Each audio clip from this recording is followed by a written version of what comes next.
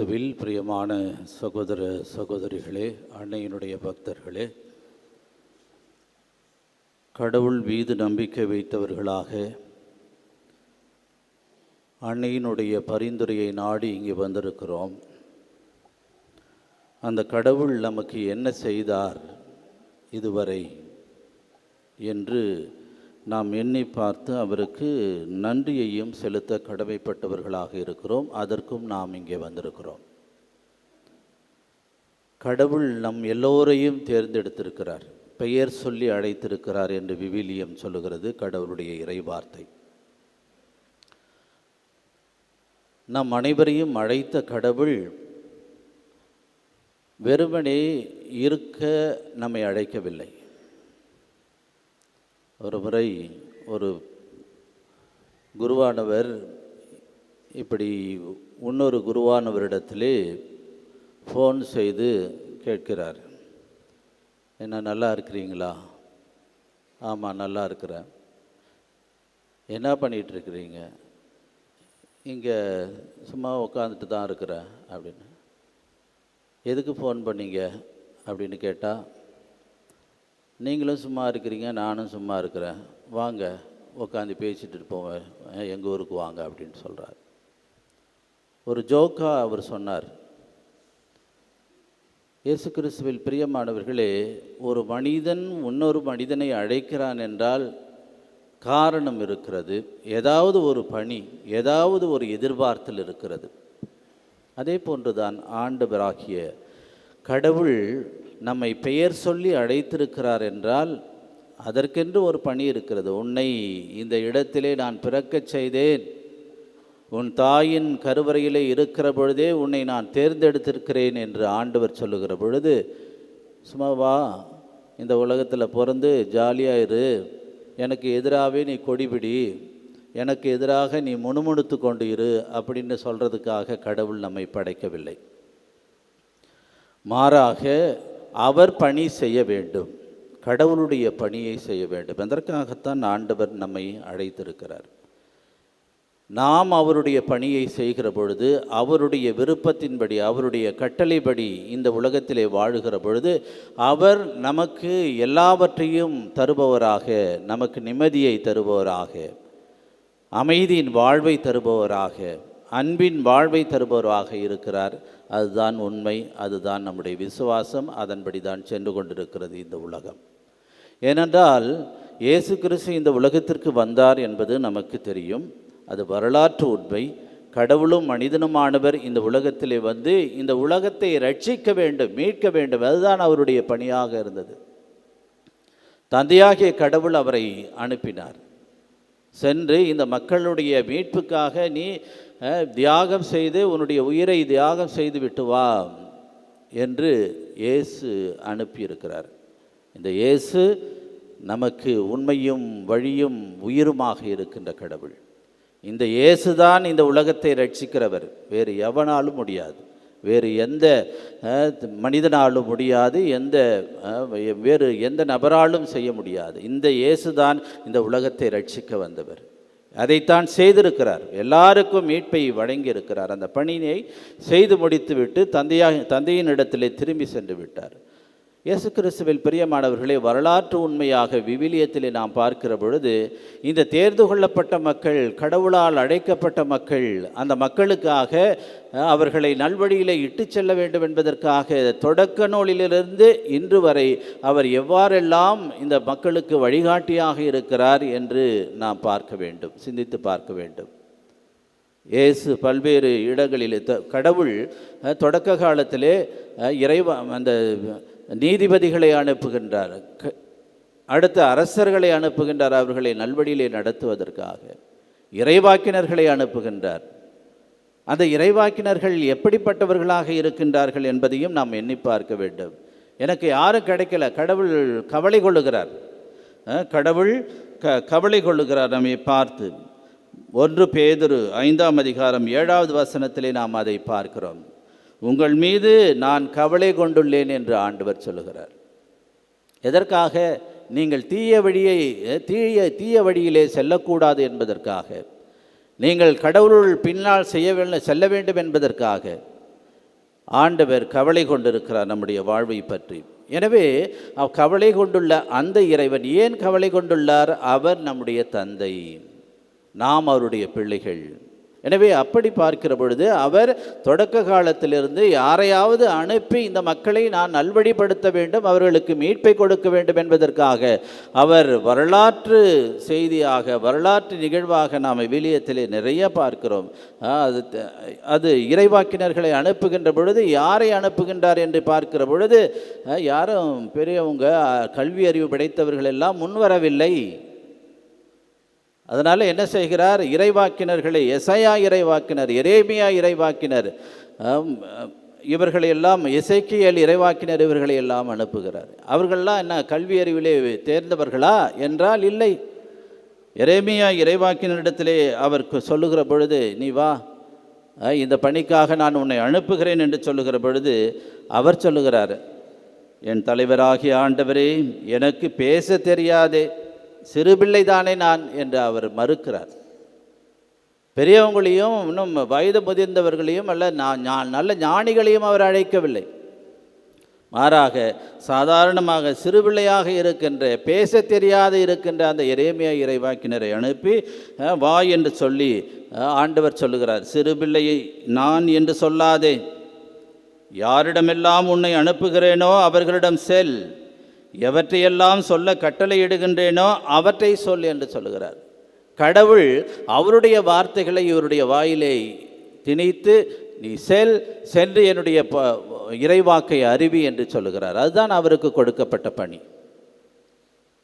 எசேக்கியேல் இறைவாக்கினரை அழைக்கிற பொழுது கூட அவரும் மறுக்கிறார், ஆனால் அவரையும் அனுப்புகின்றார். இன்று நாம் வாசிக்கப்பட்ட முதல் வாசகத்திலே நாம் பார்க்கிறோம், எசையா இறைவாக்கினரை கேட்கிற பொழுது அவர் சொல்லுகிறார், நான் அசுத்த உதடுகள் கொண்டவன், நான் அசுத்த உதடு, ஐயோ நான் தீமையானவனாச்சே, நான் பாவியாச்சே, என்ன போய் அழைக்கிறீங்களே அப்படின்ட்டு அவர் சொல்லுகிறார்.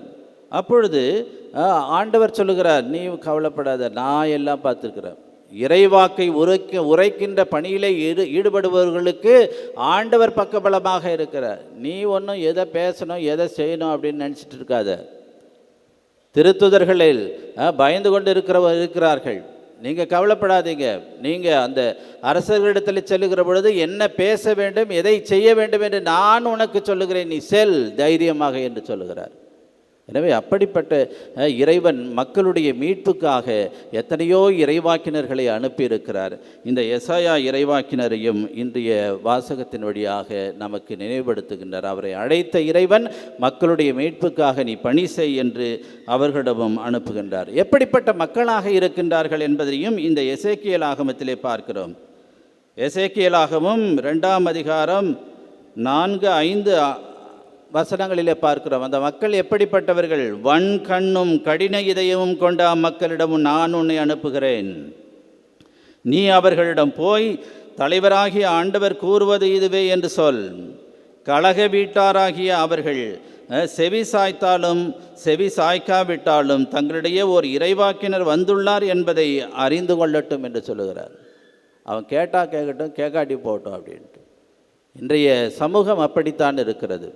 கடவுளுடைய பணியை செய்வதற்கு பதிலாக கடவுளையே வியாபாரம் செய்ய நினைக்கிறது, கடவுளுடைய சொத்துக்களை அபகரிக்க செய்ய நினைக்கிறது. ஆங்காங்கே நாம் பார்க்குறோம். அதுலேயும் கிறிஸ்தவங்க அந்த மாதிரி ஒரு நிலையிலே இருந்து கொண்டிருக்கிறார்கள் என்பது வருத்தமடைய செய்வதாக இருக்கிறது. கடவுளுடைய பணி என்ன? நல்லதை செய்ய வேண்டும். கடவுள் நம்மை அழைத்திருக்கிறார் என்றால் தீமையானதை செய்வதற்காக அல்ல. அவர் அழைத்திருப்பது நல்ல பணியினை, மக்களுக்கு உதவுகின்ற பணியினை செய்வதற்காகத்தான் இறைவன் நம்மை அழைத்திருக்கிறார். கடவுள் பணி என்பது கடவுள் அன்பை மக்களிடம் கொண்டு செல்வது, அதுதான் கடவுள் பணி. கடவுளுடைய பணி என்பது கடவுளின் அன்பை மக்களிடம் கொண்டு செல்வது. அப்போ மக்களிடம் கொண்டு சொல்கிறது, அந்த அன்பு பணி எப்படி இருக்க வேண்டும்? அடுத்தவனை அழிக்கிறது அல்ல, கோயில் சொத்துக்களை சுரண்டுவதற்காக அல்ல, அந்த மாதிரி இருக்கக்கூடாது. கோயில் நிலத்தை அபகரிக்கலான்னு பார்க்குறது, அல்லது கோயிலுக்கு தொந்தரவு கொடுப்பதற்காகவே 2-3 பேர் அலைஞ்சிட்டு இருப்பான் ஒவ்வொரு பகுதியிலையும். அதுதான் அவங்களுடைய பணியாக. அவன் தீய சக்தியாக இருந்து கொண்டிருக்கிறான். கடவுள் அதற்காக நம்மை கத்தோலிக்க கிறிஸ்தவர்களாக அழைக்கவில்லை. ஏன், நல்லவர்களாக, எந்த மதத்தினராக இருந்தாலும் நல்லவர்களாக கடவுள் அழைத்திருக்கிறார், கடவுள் பணியை செய்வதற்காக. எனவே இயேசு கிறிஸ்துவில் பிரியமானவர்களே, இந்த கடவுள் பணி என்பது கடவுளின் அன்பை மக்களிடம் கொண்டு செல்வது. என்ன பணி? இதற்கு இயேசு நமக்கு முன்மாதிரியாக இருந்திருக்கிறார்.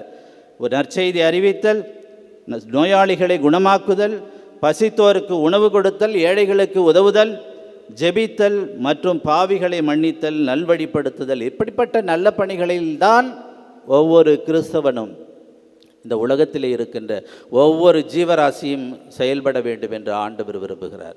நீ இந்துவாக இருந்தான்னா, கிறிஸ்தவனாக இருந்தான்னா, முஸ்லீமாக இருந்தான்னா நல்லவனாக இரு. முதலிலே நல்ல மக்களுக்கு நல்ல பணியை செய், உதவி செய், உபத்திரம் செய்யாதே என்று தான் சொல்லுகிறார்.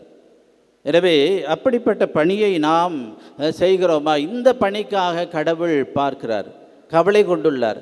என்னடா அது, இத்தனை பேர் இருக்கிறாங்க, கடவுள் பணியை செய்வதற்கு யாரும் இல்லையே, யாரை நான் அனுப்புவேன் என் பணி செய்வதற்காக என்று நம்மை பார்த்து இன்று கேட்கிறார். யாரை நான் அனுப்புவேன்? கடவுளுக்கு சாட்சிய வாழ்வு வாழ்வதற்காக உன்னை அழைத்திருக்கிறேன், ஆனால் நீங்கள் அப்படி வாழாமல் இருந்து கொண்டிருக்கிறீர்களே, நான் யாரை அனுப்புவேன் இந்த மக்களுக்கு எடுத்து சொல்வதற்கு என்று ஆண்டவர் இன்று புலம்பிக் கொண்டிருக்கிறார்.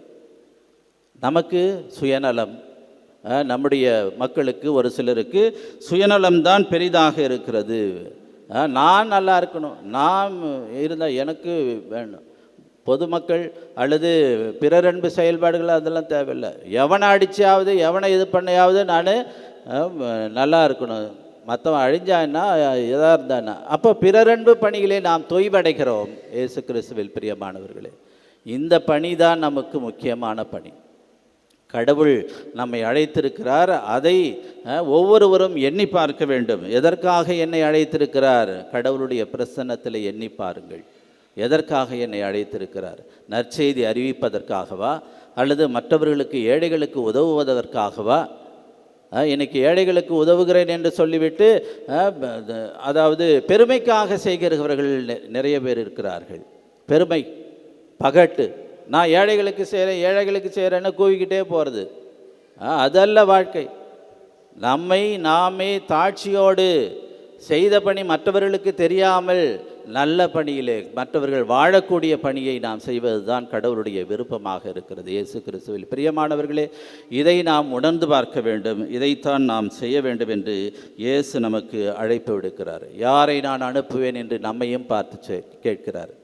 நான் இதோ வருகிறேன் என்று சொல்ல முடியுமா நம்மால்?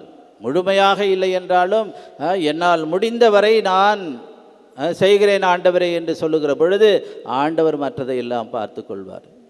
நம்ம தான் சாதிக்க முடியாது. நம்ம கடவுளுடைய அனுகிரகத்தினால் தான் நாம் சாதிக்க முடியும். கடவுள் இல்லாமல் நாம் எதையும் சாதித்து விட முடியாது. எனவே இயேசு கிறிஸ்துவில் பிரியமானவர்களே, இறைவனுடைய அந்த விருப்பத்தை நிறைவேற்ற கடவுள் உங்களை தேர்ந்தெடுக்கிறார். கடவுளுடைய பணி அன்பு பணி. கடவுளுடைய பணி, அந்த அன்பு பணியிலே கடவுளை அன்பு செய், மற்றவர்களையும் அன்பு செய். அதுதான் உண்மையான வாழ்க்கை, அதுதான் நிம்மதி தருகிற வாழ்க்கை. ஆண்டவரே எனக்கு நிம்மதி இல்லை என்று மன்றாடுகிறவர்கள் எல்லாம் ஏன், எதற்காக? உண்மையிலேயே கடவுளுடைய பிரசன்னம் நமக்கு நிம்மதியை தர வேண்டும். நம்மள்கிட்ட இல்லை, கடவுளே இல்லை, எனக்கு இதுதான் சுயநலம் அப்படின்னும் பொழுது நிம்மதி இருக்காது தான், நிம்மதி இருக்காதான். சரி, எனக்கு இதெல்லாம் தேவை ஆண்டவரே, நீ கொடுத்தாலும் கொடுக்காட்டி போனாலும் போ, உங்ககிட்ட மன்றாடுற, என்ன வழி நடத்து அப்படின்ட்டு கடவுளிடத்திலே எல்லாவற்றையும் அர்ப்பணித்து விட வேண்டும். உடல், பொருள், ஆவி அனைத்தையும் கடவுளிடத்திலே அர்ப்பணித்து விட வேண்டும். அப்போ நமக்கு நிம்மதி கிடைக்கும். இல்லைன்னா ஐயோ நான் தான் வாழ்கிறேன், நான் தான் சம்பாதிக்கணும், நான் தான் இந்த குடும்பத்தை பார்க்கணுன்னாக்கா உன்னால் நிம்மதியை வாழவே முடியாது. கடவுள் என்னோடு இருக்கிறார், கவலைப்படாமல் போவோம், நிம்மதியாக இருப்போம், அவர் பார்த்து கொள்வார். நான் செய்ய வேண்டியதை செய்ய வேண்டும். நம்முடைய பொறுப்பு என்னவோ அதை செய்ய வேண்டும். அதிலிருந்து தவறிவிடக்கூடாது.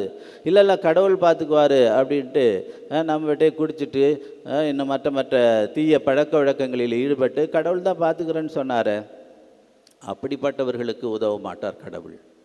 உன்னுடைய கடமையையும் உன்னுடைய பொறுப்பையும் உணர்ந்து நீ செயல்பட வேண்டும் என்பது தான் இறை விருப்பமாக இருக்குது. மற்றதெல்லாம் கடவுள் சேர்த்து கொடுப்பார். எனவே இயேசு கிறிஸ்துவில் பிரியமானவர்களே, கடவுள் இன்று நம்மை அழைக்கிறார். நான் யாரை அனுப்புவேன் என்னுடைய பணியை செய்வதற்கு, அன்பு பணியை செய்வதற்கு?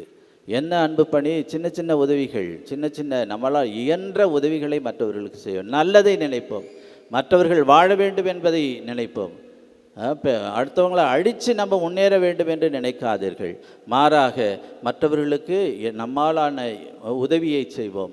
அதுதான் கடவுளுடைய அரசு, கடவுளுடைய அரசிலே வாழும் மக்கள் செய்ய வேண்டிய பணி. எனவே இந்த நோக்கத்திற்காக அன்னையின் வழியாக ஆண்டவரிடத்திலே இந்த திருப்பலியிலே தொடர்ந்து ஜெபிப்போம். ஆமீன்.